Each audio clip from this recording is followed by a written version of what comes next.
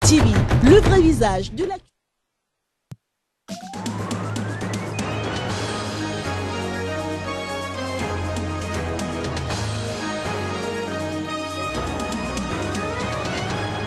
Le Niger a célébré la journée mondiale de l'aide humanitaire. C'était mercredi dans la ville de Difa.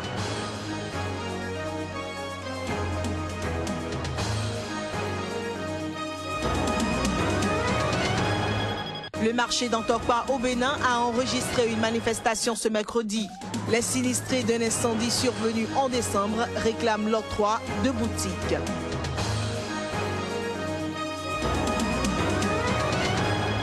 Trois morts et 120 blessés en Turquie. À la base, un attentat à la voiture piégée.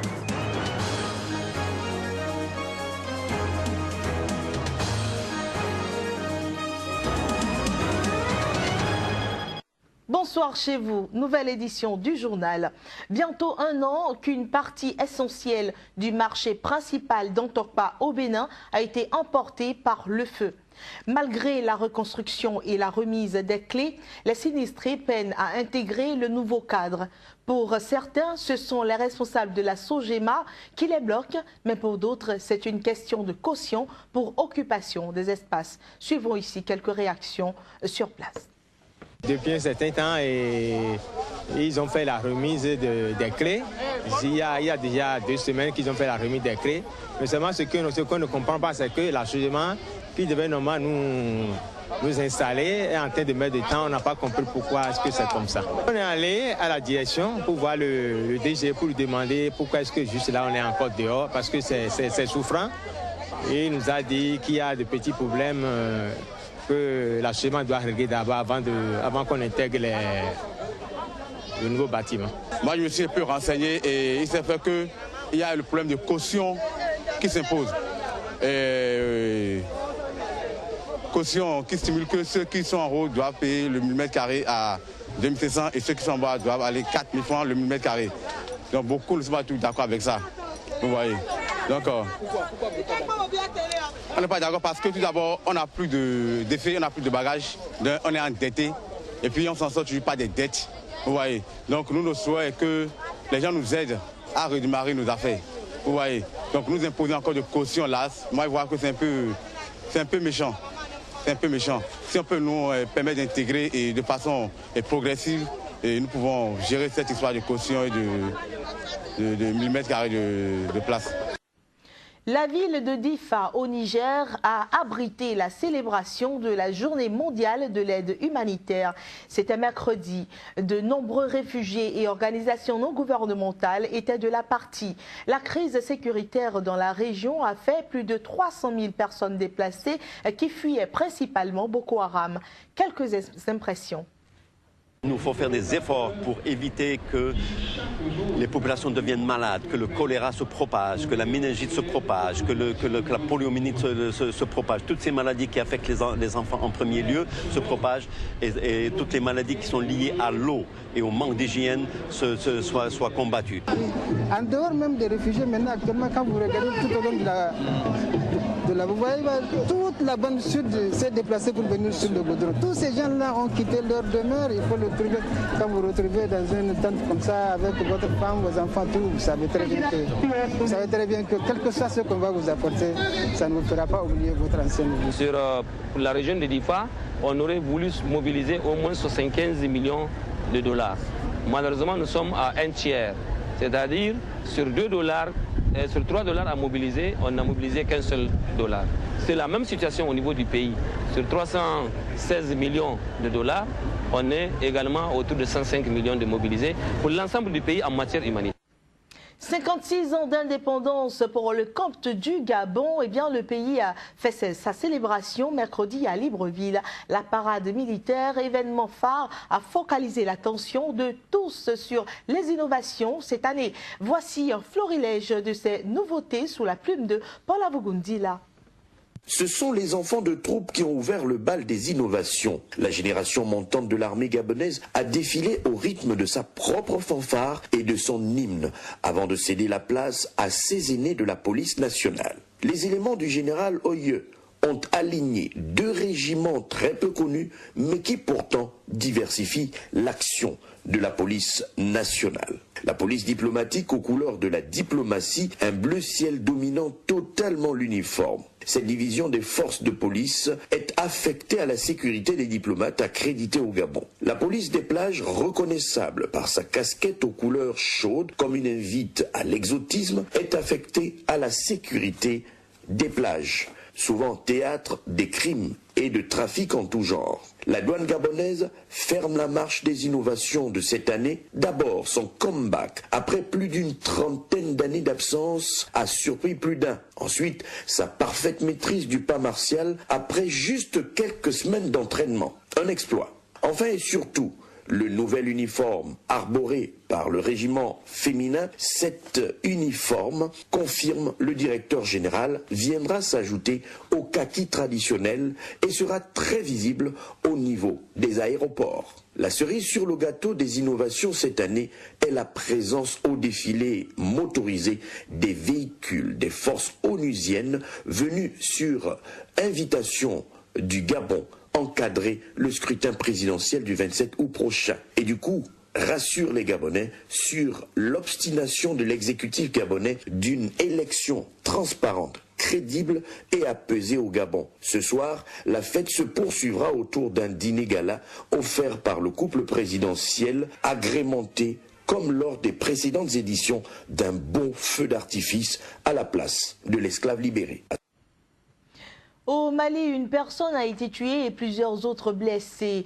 C'était mercredi à Bamako. Ceci dans le cadre des heurts entre les forces de l'ordre et des jeunes. Les manifestants protestaient contre l'arrestation d'un chroniqueur radio contestataire. Les détails. Les heurts ont éclaté dans la matinée de ce mercredi entre des partisans venus soutenir l'animateur Mohamed Youssouf Batili, dit Rasbaf, arrêté lundi soir, et les forces de l'ordre devant le tribunal où il comparaissait. Animateur d'émissions souvent polémiques, Mohamed Youssouf Batili s'en était pris ces derniers jours à l'armée malienne qui a subi récemment de lourdes pertes dont des attaques djihadistes et au président Ibrahim Boubacar Keïta, tassé d'incapacité à diriger l'armée. Suite à ces dernières émissions, il a été arrêté ce lundi et poursuivi pour outrage aux bonnes mœurs. Sur les réseaux sociaux, il avait appelé ses nombreux partisans à venir lui manifester leur soutien au tribunal ce mercredi. Ainsi donc, selon des témoins, la manifestation de ce mercredi a rapidement dégénéré avec des voitures brûlées et des tirs de grenades lacrymogènes par les forces de sécurité. Le jeune homme, qui est par ailleurs le fils du ministre des Domaines de l'État et des Affaires foncières, Mohamed Ali Batili, s'est également signalé par des chroniques au vitriol contre le chef du gouvernement Modibo Keïta et d'autres cadres de l'administration. Déficit de centaines de millions de dollars, donc annoncé mercredi par les Nations Unies pour leur action humanitaire au Soudan, après un appel international lancé le mois dernier qui n'a pas fait mouche. L'Organisation des Nations Unies tire la sonnette d'alarme. L'ONU, dans son plan humanitaire de 2016, prévoit d'aider 4 600 000 de personnes au Soudan. Parmi les bénéficiaires, des dizaines de milliers de réfugiés sud-soudanais ayant fui les combats et les pénuries alimentaires. En juillet dernier, avait été lancé un appel mondial qui visait à récolter 952 millions de dollars d'aide. Mais les fruits n'ont pas tenu la promesse des fleurs. We have to date about 1/4. À ce jour, nous avons environ un quart du financement nécessaire pour mener à bien ce plan. Donc, nous sommes toujours très faibles en termes de financement. Je voudrais saisir cette opportunité pour lancer un appel à davantage de financement. I would like to take this opportunity to appeal for further funding. There is no doubt that this year we are in a worse situation with regard. Il n'y a pas de doute que nous sommes cette année dans une pire situation que les années précédentes en termes de niveau de financement du plan de réponse humanitaire. Si nous ne pouvons pas compter sur le soutien des donateurs pour pallier ce manque de financement, alors nous devons réviser nos prévisions en ce qui concerne les bénéficiaires que nous pourrons aider. We will have to review our forecast in terms of who we are able to assist. Une grande partie des fonds doit également servir à aider la population du Darfour, une région de l'ouest du Soudan déchirée par la guerre. Pour mémoire, en 2015, 3 300 000 de personnes ont reçu une assistance humanitaire au Soudan. Nous voici après quelques semaines de calme relatif suite au putsch manqué en Turquie. Et la guérilla kurde a lancé une nouvelle campagne d'attentats meurtriers qui, pour la première fois, touche des régions où la population n'est pas majoritairement kurde. Au moins 3 policiers ont été tués et 146 autres personnes blessées ce jeudi dans un attentat à la voiture piégée. L'attaque rapidement attribuée au PKK par le ministre de la Défense a visé le siège de la police. Puis parlons à présent sport dans cette édition, passeport culture plutôt. L'Allemagne appuie les artisanes et artisans du Togo à travers la chambre de métier de Cologne. Un protocole d'accord de partenariat vient d'être signé entre cette chambre et le Conseil permanent des chambres de métier du Togo. Le projet qui démarre cette année et prend fin en 2019 apportera une assistance technique dans le but de renforcer les capacités au foyers nationaux et régionaux des métiers au Togo. Ferdinand Gadé, notre correspondant au Togo, pour le point. Financé par la Société pour le développement économique et de la qualification professionnelle du ministère fédéral allemand de la coopération économique, le projet d'assistance de la Chambre des métiers de Cologne au Conseil permanent des chambres régionales de métiers du Togo a une durée de 3 ans. Avec toutes ces expériences que nous avons acquises au long des années, nous venons ici pour vous soumettre ces expériences et voir comment, dans le cadre de ce partenariat, nous pouvons vous aider à développer votre secteur. Le protocole d'accord de ce partenariat vient d'être signé à Lomé par l'ambassadeur de l'Allemagne près le Togo, le directeur de l'artisanat représentant la ministre de tutelle et le président des chambres de métiers du Togo et de Cologne.